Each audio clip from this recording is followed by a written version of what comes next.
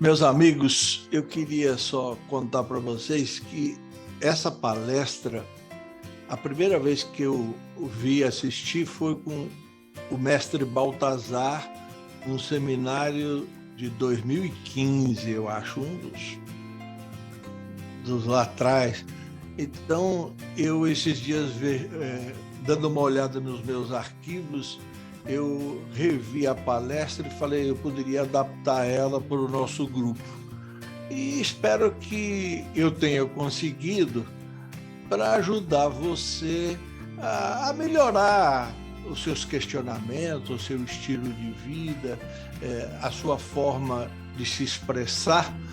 Então, eu queria só te lembrar isso.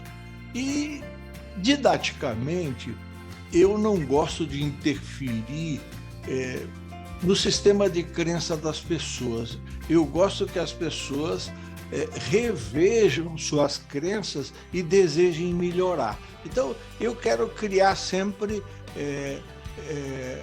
uma forma de que a pessoa possa, digamos assim, se desenvolver. E uma das formas que eu aprendi é o seguinte: quando você lembra de uma coisa que você aprendeu, quando alguém fala dela, você, antes de assimilar o que a pessoa disse, você questiona o que você sabe. Então, a ideia de fazer com que você se questione antes é para dizer o seguinte: não é para assimilar o que o Júlio está falando, é para comparar e ver se você quer melhorar ou não. Então, essa é a ideia que eu coloquei no grupo, essas perguntas. Quais as funções do cérebro? O que você aprendeu? Se você tivesse que ensinar um sobrinho, um filho, um neto, o que se diria para ele sobre o cérebro? A maneira mais simples é o que está lá dentro. O que é mente para você? Então, repense isso e diga numa palavra, em duas palavras: a mente é isso para mim. Como funciona para você o pensamento? Com esse exercício maravilhoso do Alfonso, dá para a gente fazer uma série de questionamentos. Como é a inteligência para você? Tudo que você aprendeu na vida, o que é mais importante para você que representa inteligência? Como é ter consciência? Por que eu tenho consciência? Do que é que eu tenho consciência? Como é ter imaginação? Você já teve oportunidade de conversar com uma pessoa que não tem imaginação? Como é que funciona quando a gente perde a imaginação? Isso, às vezes, acontece quando a gente entra num nível muito profundo. A gente tem que desenvolver o uso da imaginação. Então, quem pratica níveis profundos se depara com isso. De repente, em alguns níveis, você não questiona. Como são formadas as suas crenças? Como são formadas, ou foram formadas, ou você está formando, então, as suas crenças. Quando a gente fala em cérebro, desenvolvimento e tal, qual foi o melhor treinamento que você já fez para essa área? Então, cada um de nós fez vários cursos, com quem, tal. Então, você pensar nisso faz bem. Eu escolhi aqui, para nós iniciarmos o nosso papo, aquilo que eu gosto de fazer, reflexões iniciais, para a gente criar uma abertura. Trabalhar duro por algo que você não acredita chama-se estresse. Então, tome cuidado se você eventualmente está trabalhando em algo que você não acredita muito, porque o estresse chega lá. trabalhar duro por algo que você acredita chama-se propósito. Então, quando a gente acredita numa coisa, a gente se fortalece. Então, é importante lembrar disso. Como a gente vai falar sobre isso, eu queria que você fixasse isso de Henry Ford. Se você pensa que pode, ou se você pensa que não pode, em ambos os casos você tem razão. Então, você é o que você pensa. Então, você sempre tem razão. Conforme você pensa, assim você é. Então, o que eu sou? Eu sou a minha forma de pensar. Então, é legal a gente pensar sobre isso. Quando eu vi essa pergunta feita pelo Baltazar, eu fiquei muito curioso. Baltazar é um cara especial para mim, meu primeiro mestre, né? Você sabe qual é o órgão mais burro do ser humano? O Mr. Cérebro. Aí eu fiquei me questionando e achei legal. Por quê? Porque ele é incapaz de distinguir o real do imaginário. Então, isso é importante para nós. Então, lembrar que o nosso cérebro, ele não sabe a diferença entre o que é real e o que está sendo imaginado. E isso é o que a gente vai conversar para aproveitar no nosso desenvolvimento. Então, lembrando que o nosso cérebro é incapaz de distinguir o real do imaginário. Quem é o nosso cérebro? Como é que a gente explicaria de uma forma simples? Eu gosto de dizer assim, o cérebro é o órgão que controla todo o nosso corpo. Então, ele se liga ao nosso corpo como um todo. Então, ele é o órgão que controla o nosso corpo. E eu chamo a atenção para os detalhes aqui, nem todos utilizam.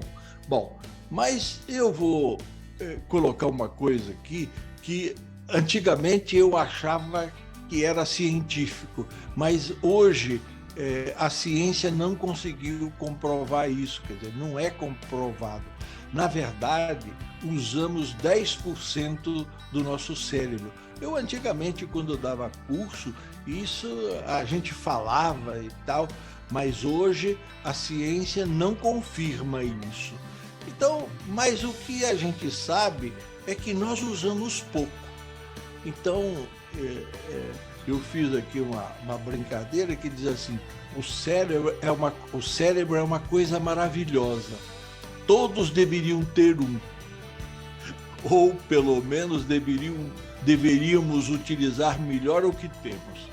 Então, é só para contrair um pouco aí, então para a gente pensar se a gente pode melhorar o uso do nosso cérebro.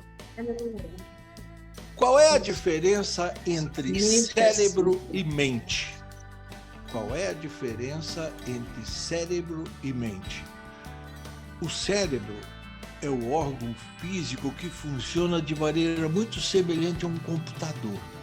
Quer dizer, o computador, na verdade, é uma cópia do nosso cérebro, quer dizer, uma tentativa de cópia. Aí, como é que funciona um computador? Repete programações. Então, você coloca um programa no computador e ele repete quantas vezes você quiser, só você comandar. Então, mais ou menos é assim que a gente pode pensar do nosso cérebro. A gente se desenvolve criando programações e o nosso cérebro vai repetindo sempre que a gente precisa, tá? Então, é uma forma simples de pensar sobre ele. E a nossa mente? Como é que fica a nossa mente? Vamos pensar um pouquinho. A nossa mente é a parte incorpórea, inteligente ou sensível do ser humano. Espírito, pensamento, entendimento. A mente é a parte incorpórea, inteligente ou sensível do ser humano. pode ser chamado de espírito, pensamento, entendimento. E essa parte incorpórea é o que não possui corpo, sem matéria, desprovido de forma física. Então, a gente tem dificuldade, às vezes, de explicar o que é a mente. Mas aí tem uma ideia que dá para a gente pensar. E a inteligência, o que é? Quer dizer, se você tivesse que conversar rapidamente sobre inteligência, o que eu vou falar sobre inteligência? Então, o que a gente encontra é que inteligência é a faculdade de conhecer, compreender e aprender. Quer dizer, então, nós temos a faculdade de conhecer o novo, compreender o que está acontecendo e aprender, ou seja, programar o nosso cérebro. A inteligência também pode ser dita assim, é o agente capaz de programar o cérebro utilizando os recursos da mente. Então, mistura tudo aí. Então, a inteligência é essa faculdade, é o agente capaz de programar o cérebro utilizando os recursos da mente. A imaginação. O que é a imaginação? É a faculdade que possui o espírito de representar com imagem. Então, é a faculdade que tem o nosso espírito. Faculdade de criar a partir de combinação de ideias. Tá? Então, pense um pouquinho a respeito disso. Não existe nada que tenha sido criado pelo ser humano que não tenha antes sido imaginado por ele. Então, lembrando que a imaginação é a nossa fábrica. Aqui tem uma coisa que eu gosto que diz assim, a imaginação é o início de toda a criação. Você imagina aquilo que deseja, você se torna aquilo que imagina e, finalmente, você cria o que você é. Então, na verdade, o que você é uma criação sua. Aqui eu coloquei uma coisa para que você pense, essa palavra às vezes aparece muito e a gente tem dificuldade de lembrar. Quando você ouvir essa palavra neurociência, pense no seguinte, sistema nervoso. Neurociência, sistema nervoso. Então, o que é neurociência? A neurociência estuda o sistema nervoso. Então, fica mais fácil para a gente pesquisar isso. Então, neurociência estuda o nosso sistema nervoso. Ou seja, veja uma definição que eu peguei aí. Neurociência, estudo científico das estruturas e funções do sistema nervoso, assim como das suas implicações na psicologia, neurologia e psiquiatria.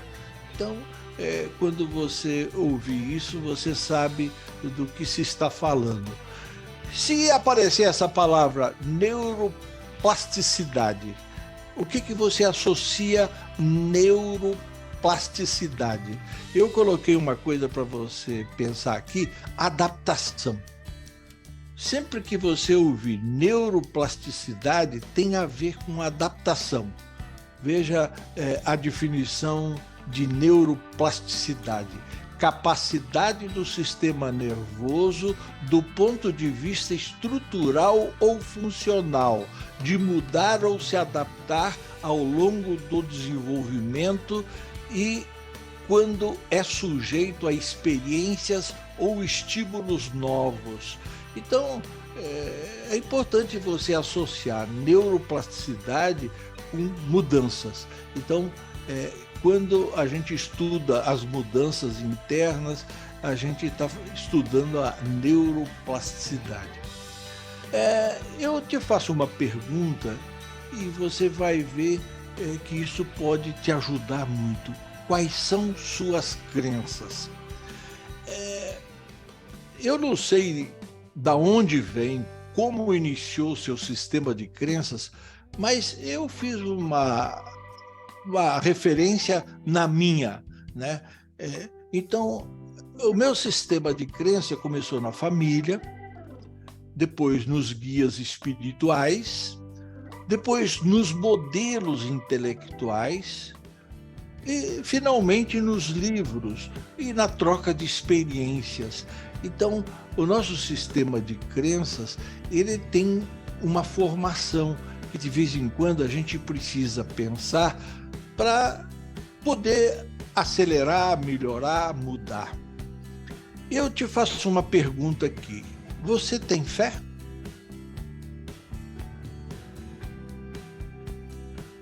Ter fé é acreditar. Quando a gente acreditar, ter fé, associa a religiões. Então, eu coloquei algumas coisas aqui para a gente lembrar. A gente acaba se envolvendo de alguma forma com um pouco de cada coisa disso. Mas é importante a gente se questionar de vez em quando. Eu pratico alguma doutrina? Eu sigo algum modelo? Eu já projetei para vocês, mas eu gosto desse papo. Preste atenção nesse papo e veja o que você aproveita dele. Leonardo Boff, um escritor, né, um pesquisador. Dalai Lama, um monge. Então, veja a pergunta do Boff. Qual é a melhor religião? Qual é a resposta do monge? A melhor religião é aquela que te faz melhor. Aí o pesquisador já retruca. E o que é que me faz melhor? Né? E o monge responde de uma forma que eu acho maravilhosa. Aquilo que te faz mais sensível, mais desapegado, mais amoroso, mais humanitário, mais responsável, a religião que conseguir fazer isso de ti é a melhor religião. Eu acho muito, muito interessante e legal a gente pensar mais ou menos por isso. Eu vou fazer uns questionamentos que eu quero que você pense. Deus fez o ser humano à sua imagem e semelhança. A pergunta que eu te faço: Deus tem uma imagem como a nossa? Semelhante? É semelhante. Qual é a semelhança que nós temos com o Criador? Registraram isso, que a gente encontra escrito é isso. O ser humano é a imagem e semelhança do Criador. Ok.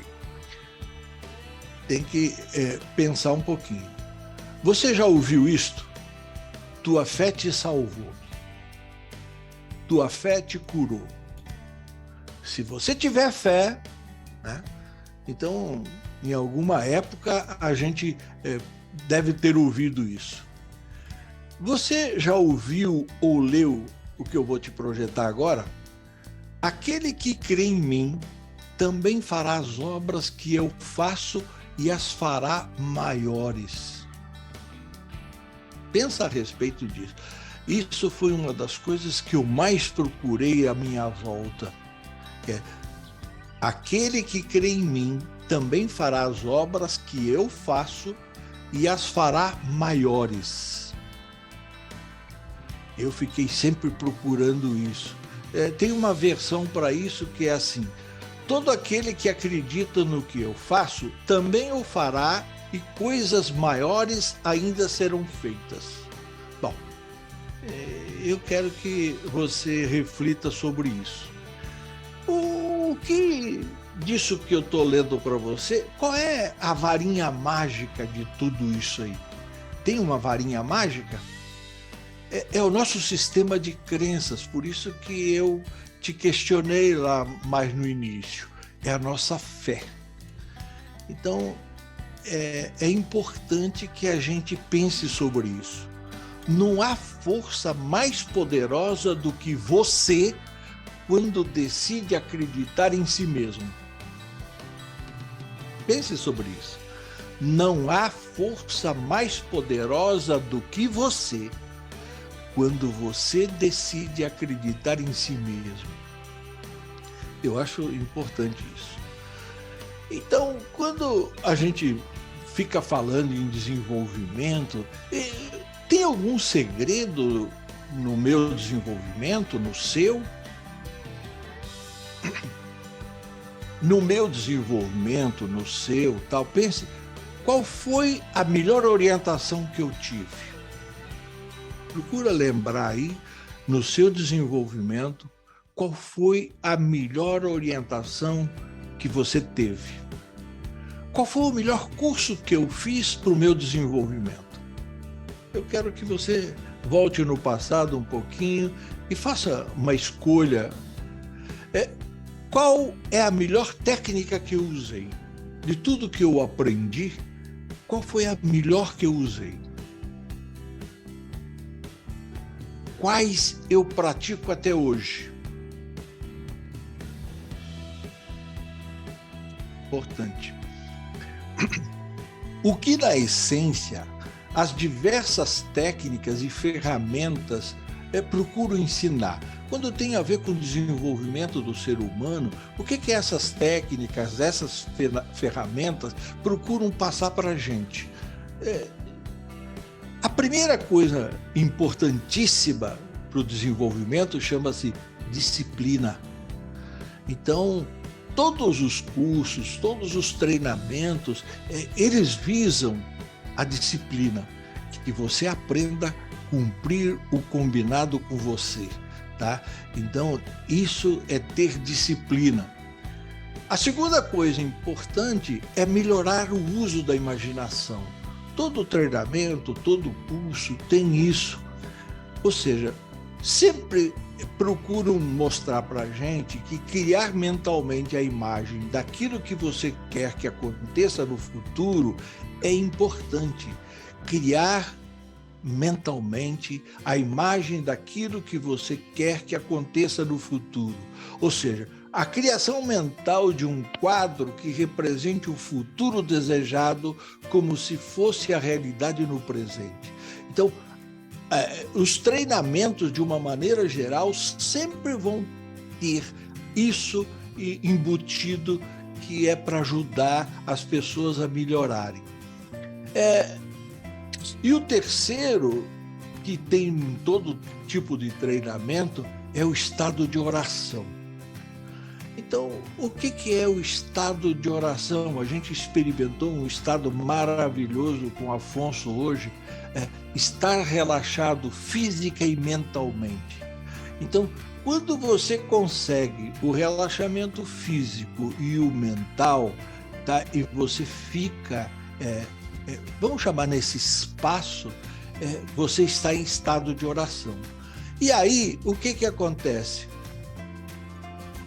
O que acontece com esse estado de oração que outras áreas também vão usar? Então, quando a gente entra nesse estado de oração com fé ou acreditando, tá? e fazemos o pedido daquilo que nos interessa, a gente acaba manifestando a gratidão de ter recebido o que a gente está querendo imaginar. Isso é o que faz o estado de oração. E se a gente repetir isso até conseguir o resultado, com certeza vai chegar lá. Então, lembrando que o estado de oração, a gente entra acreditando, a gente faz os pedidos, a gente procura já de antemão manifestar a gratidão de ter recebido, e a gente repete isso até que se torne realidade.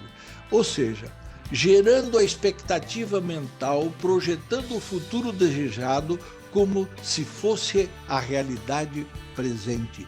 Isso é o que a gente faz em estado de oração, o que a gente tem praticado com Afonso aí, que é maravilhoso e pode nos ajudar muito. Esse cara, se você gosta de ler e se interessa por isso, se você ainda não conhece, ele pesquisou a oração. O que a oração pode nos ajudar? Então, você acha livros dele e tal. Agora, eu separei duas coisas importantes aqui que vale a pena a gente recordar e observar. Então, quando ele estava pesquisando a oração, ele foi pesquisar os índios americanos. Quer dizer, o índio americano reza? Como é que o índio americano reza? O que ele concluiu com as orações dos índios lá? Ele diz assim: mais uma vez nos deparamos com a projeção mental do futuro desejado como se fosse a realidade no presente. Aquilo que a gente faz com quadros mentais, o índio faz lá também, na oração dele. Então, mais uma vez, nos deparamos com a projeção mental do futuro desejado como se ela já fosse a realidade no presente. Então, eu achei legal. Achei legal também quando ele foi pesquisar os monges tibetanos, né? Então, olha qual foi a conclusão que ele chegou, diferente da dos índios, né? Porque o monge é um cara que é muito grato. Na prece devemos gerar o sentimento de como se a oração já tivesse sido correspondida, graça alcançada. Então, o monge tibetano valoriza isso. E a gente pode lembrar disso e usar também para que a gente melhore cada vez mais. Agora, eu vou fazer um testezinho para você pensar um pouquinho aí. Pense em uma borboleta azul. Possivelmente pensou em uma coisa parecida, tal, mas formou uma imagem. Agora eu vou te fazer um outro pedido. Não pense em um elefante amarelo. Ou seja, para eu não pensar num elefante amarelo, eu tenho que criar a imagem e depois substituir. O que se chama atenção aqui é o seguinte: o esforço que se faz para eliminar o indesejável é sempre muito maior do que o esforço necessário para se criar o desejável. Observe, o esforço que se faz para eliminar o indesejável é sempre muito maior do que o esforço necessário para criar o desejável. Então, isso eu não quero. Pense no que eu quero. Então, insista naquilo que eu quero, porque isso é mais fácil. Ou seja, o que a gente recomenda sempre é o seguinte: seja seu fotógrafo do futuro. Ou seja, o objetivo da metáfora. Fotógrafo do futuro é orientar você para criar no presente a foto do seu futuro. Então, isso é que interessa. Criar no presente a foto do seu futuro. Quando eu aprendi isso, me apaixonei tanto que eu criei um site. Só que não consegui fazer um site perfeito, ele tem uma série, mas se você quiser lá fazer um clipezinho seu, você pode fazer para uma criança e tal. Então, se seguir as orientações lá, você pode fazer isso. O lembrete importante aqui é o seguinte: não importa o caminho escolhido, a ferramenta ou técnica que você pretende utilizar. O que realmente importa é acreditar e aprender de forma simples e prática a representar o que você quer realmente que aconteça no futuro, como já sendo uma realidade no presente. Isso que é ser um fotógrafo do futuro. Trabalhar com o seu futuro como se ele fosse uma realidade presente. Não espere o incentivo dos outros. O primeiro a acreditar no seu sonho tem que ser você. Lembre-se que essa é a maior força que você pode ter. Não espere o incentivo dos outros. O primeiro a acreditar no seu sonho tem que ser você. Freud diz o seguinte: a inteligência é o único meio que possuímos para dominar nossos instintos. Então, quer dizer, a gente tem uma inteligência e sabe que tem que administrar nossos instintos, e a gente pode fazer isso. Saber não é o suficiente, devemos aplicar. Saber não é o suficiente, devemos aplicar. Estar disposto não é o suficiente, devemos fazer. Estar disposto não é o suficiente, devemos fazer. Essa do Da Vinci eu gosto também. Agora, eu coloquei isso aqui para a gente praticamente encerrar o nosso papo. Quando você fala ego, vem de fora. Quando você fala alma, vem de dentro. Então, isso eu acho importante. Quando tudo entrar nos eixos, encontrarei a paz. É o que diz o ego. Mas o que interessa para nós é o que está aí embaixo. Encontre a paz e tudo entrará nos eixos. Encontre a paz e tudo entrará nos eixos.